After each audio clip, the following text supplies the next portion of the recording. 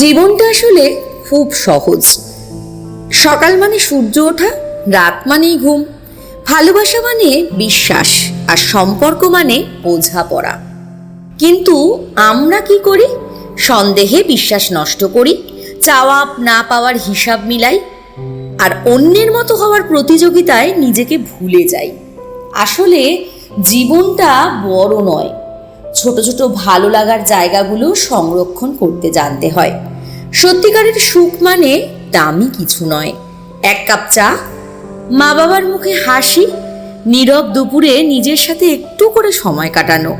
আমরা ভাবি সব পেতে হবে, কিন্তু বাস্তবতা শেখায় যা তোমার তা ঠিক সময়েই আসবে।